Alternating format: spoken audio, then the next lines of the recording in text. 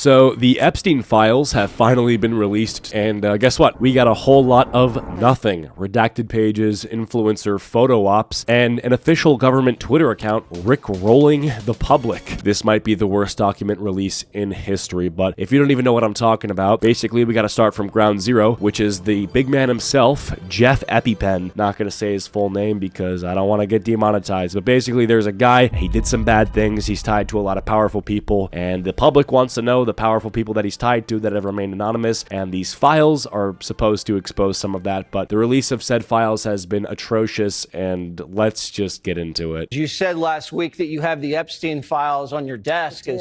When can we see them, and what's taking so long to release them? Tomorrow, Jesse, breaking news right now, you're going to see some Epstein information being released. As phase 1 of the Epstein files were released to a few conservative influencers, even people on the right were skeptical as to why they received the documents and not the general public. Great question. I don't know the answer. Why is it that a bunch of high-profile right-wing Twitter accounts, like, this is the equivalent of giving admin privileges to a blue check mark just because you like them and they're kind of notable. Like, why are these people getting exclusive information just because, like, they're kind of known on Twitter or something like that? Like, they have the inside, so they're, like, just fucking smiling, saying cheese, because, oh, hey, we got the binder with the info about the guy who's tied to all the powerful people who has an island where he diddled some, minors. Like, what are we doing here? What's the point? People want this released because they want to take down the elites. They don't want the information to just be given to the elites. Not that these guys are like the elites, but, they're more elite than the average person. Also, holding binders up like it's an award ceremony, it just, like, it feels like propaganda rather than an actual, like, achievement. This doesn't feel like a win for the American people. Why are podcasters and tweeters getting files before actual journalists? Curious to how a boxing reporter and Miss Universe judge managed to get this access. Doesn't make sense, does it? Got today. The Epstein files, baby. Let's make America safe again. Like, this literally looks like a girl who is doing a vertical video for the new Stanley Cup. Hey guys, check this out. Look what I got, doing a Christmas haul or something. This is not normal. This is not an accomplishment. It's so sloppy. It's so ridiculous. And it takes away from the seriousness of this event, like from the release of this thing. It seems so not serious at all. I don't know what to say. But at least on the street journalists like Savannah Hernandez also received the binder. One of those Epstein file binders. Now, I want to clear something up immediately and... By the way, look at the binder. It says phase 1. This fucking feels like a Marvel movie rollout. Are we serious? Like, why do we need multiple phases? When does Thanos come out? Like, are we doing, like, hyped up drops that lead to nothing? I don't get it. Phase 1, phase 2, phase 3. It just feels like a video game almost with, like, seasonal drops and cosmetics. It's very bizarre. Again, taken away from the seriousness of it. But when these influencers shared the pages on their live streams,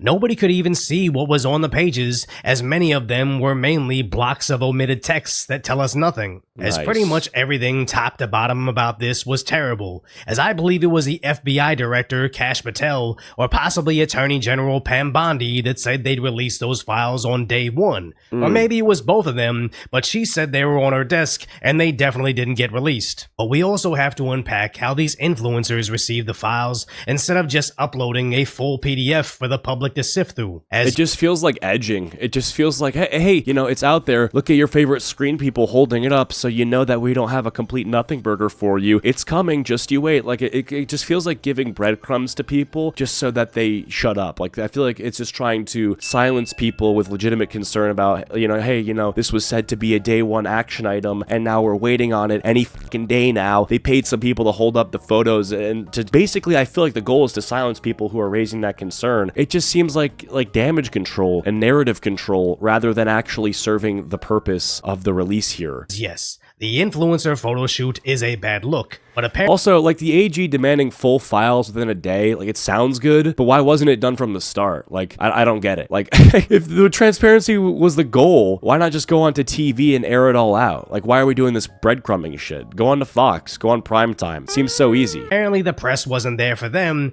They were already out there waiting to snag some photos of the UK's Prime Minister Keir Starmer, and just happened to run into the recipients of the files. Still doesn't make up for the fact that the PDF wasn't directly uploaded, and what makes this pretty much a million times worse. This is the craziest part. So it's the fact that people are upset about the botched release of this stuff, and in response to knowing this, look what happens with an official government Twitter account. Is the official Republican House Judiciary. This is the House Judiciary tweeting breaking Epstein files released, and it's a tiny URL, which by the way, I believe they're making money. They make a small commission every time people click a tiny URL, because when you have the original URL and then you put it through Tiny, it makes it so that you click the link, it sends you to a website with like an ad, then you get the actual link. So I think part of this is like they're making money off of the hype from, not hype is the right word, but curiousness from Americans as to what's happening here, and they're farming ad revenue off them, I think. I don't know, they may have changed tiny URL, but look. Account on Twitter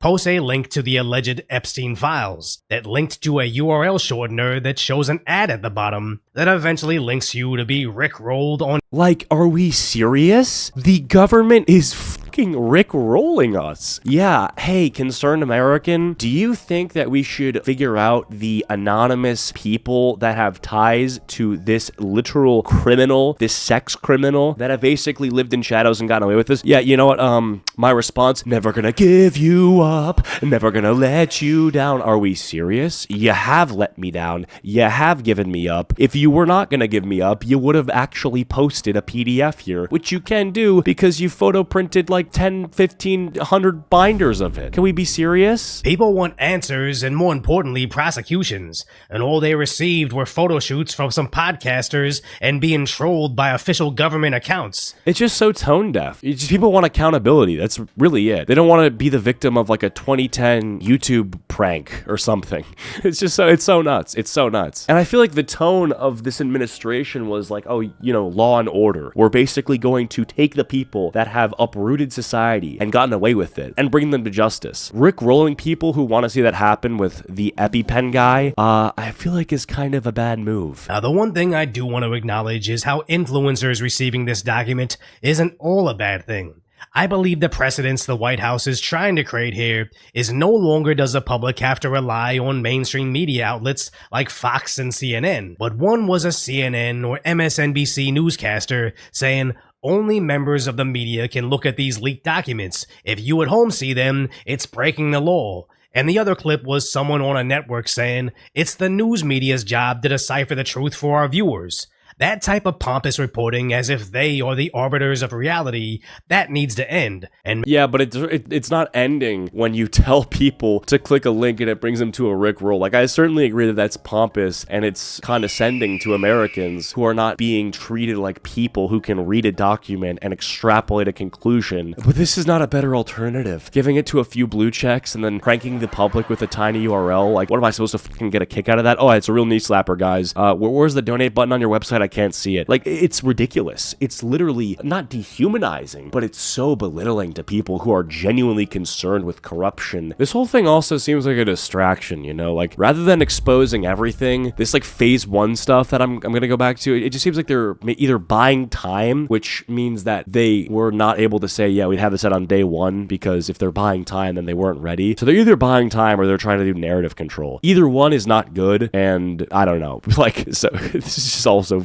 It's just not a good look when the AG says the Epstein files will finally be released tomorrow. Then tomorrow comes around and all we got was a photo shoot of some people holding up some binders, waiting several more hours and finding out there's nothing inside them. This all reminds me of 2020 when Trump had yet to concede the election, and his attorneys kept saying, we're gonna unleash the kraken of lawsuits that'll change everything.